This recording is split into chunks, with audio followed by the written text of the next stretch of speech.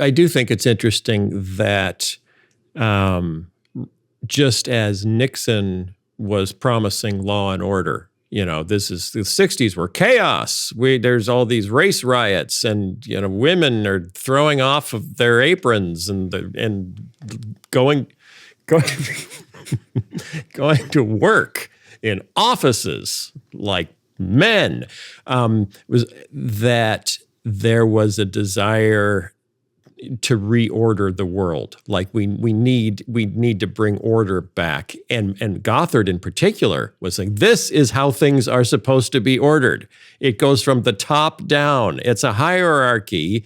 This is authority. We're going to, so I almost think Nixon and Gothard were preaching the same gospel of society is falling apart because order has broken down. Well, when you read Jonathan Haidt and his understanding of the righteous mind in that book, he talks about there are certain personality types that are drawn towards conservative everything, including politics, and they find great comfort in clear categories where there's little ambiguity and there is a structure that is discernible and permanent.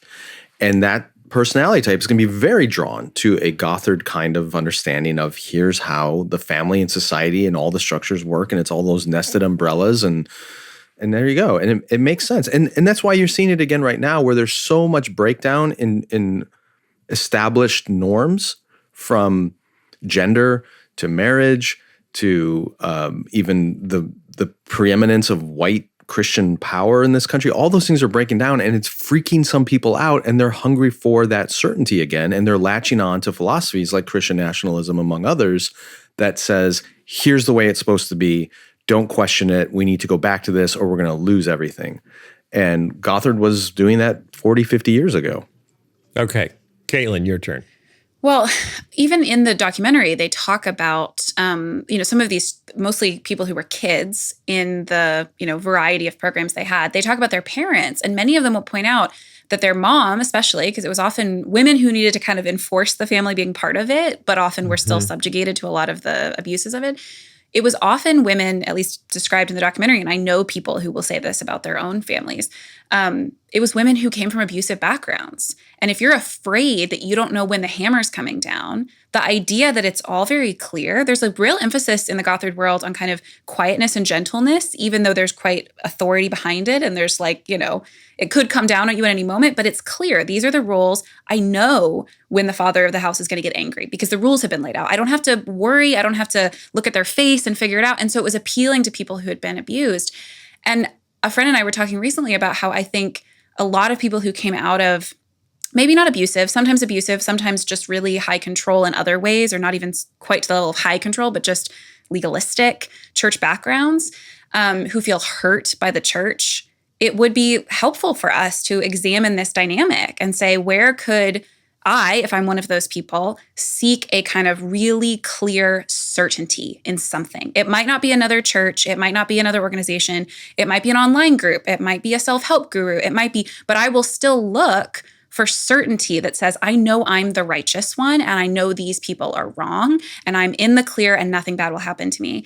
And I just think that that's a cycle, and it could be helpful for many people to examine for ourselves. Like, if I'm coming out of a really difficult church place, where am I looking for certainty anew? Because it's not going to just automatically be in a good place. There is good certainty. I think ultimately, eschatologically, in Scripture, we can have real certainty. But we're tempted all kinds of ways, not just in abusive churches, but by kind of online groups, by celebrities, while I was watching the Duggar documentary, I was also watching another documentary about a cult group that had no ties to Christianity, nothing really religious, but functioned very similarly. And it often brought in people who were looking for that kind of control and stability and certainty.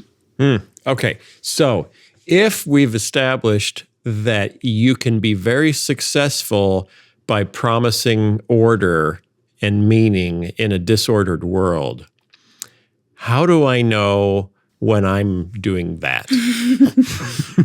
When am I in danger of doing the same thing?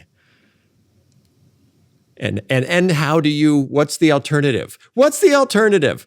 What's the opposite of Gotharding and Robertsoning? I actually have a whole chapter in my book about exactly this. Oh, ding. Ding. Yeah.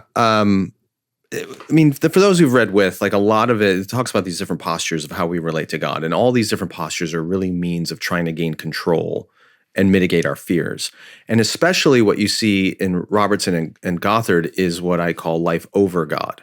It's principles. It's just I'm doing everything by the book. I'm following the right principles, therefore I will get the right outcomes. And there's lots of examples in there of how that manifests itself. Some extreme, like you see here with Gothard, others much more subtle, but very common in American evangelicalism. And the answer to that is not trying to control God. You can't. If history and scriptures taught us anything, it's that God is notoriously uncooperative at our attempts at controlling him. So rather than trying to control him, even through righteous obedience and following biblical commands and on, we need to cultivate a life with God, of communion with him, where we are drawn so closely to him that we experience his goodness and his character, and we learn to trust him regardless of what may be happening around me, regardless of circumstances. They may not go the way I want, but I still trust you. This is what Jesus did on the cross. When and Stephen does this when he's being stoned. I commit my spirit to you, or into your hands I commit my spirit. It's everything the world is doing to me is evil and awful right now, but I still trust your goodness because I know you.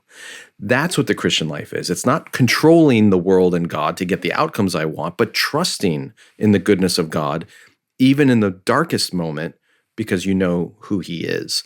And in a lot of Christianity, we've just said, I don't want to do that work of actually living in communion with God. I just want to control the outcome. And here's somebody selling it to me.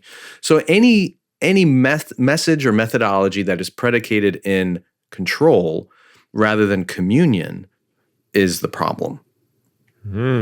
Okay. Caitlin, do you agree, disagree? I do agree. I also just think on a practical level, it would be helpful to examine some of the practices and habits you have for yourself and ask, does this make me safe but other people vulnerable?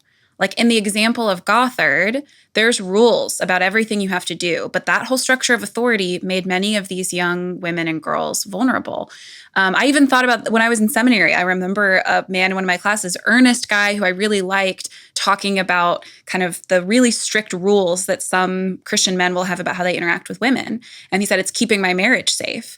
And I said, well, there are some other people you are making vulnerable by doing that. You have put yourself into a place where you have treated women like threats, and that harms them. And so find ways to make your marriage secure that doesn't make other women vulnerable, that doesn't put them in a position that's harmful. And I think that's why so many of these mentalities put us in this place of it's me and my community, my immediate circle that I am trying to get security and stability for. And I don't really care what happens outside of that. And that's not a Christian orientation to the world and to creation. If we are to be, as it says, the very beginning of the people of God, when God is talking to Abraham, that you will be a blessing to the nations, and that orientation continues throughout all of Scripture, then that's the kind of way that we should be thinking about. We have ultimate stability and security in the return of Christ and the resurrection of our bodies and the promise that everything will one day be made new. And so from that eternal place of security, we can be open and outward, and we can seek security that is helpful for other people outside of the community that we have created, and that doesn't cost other people their security for ours.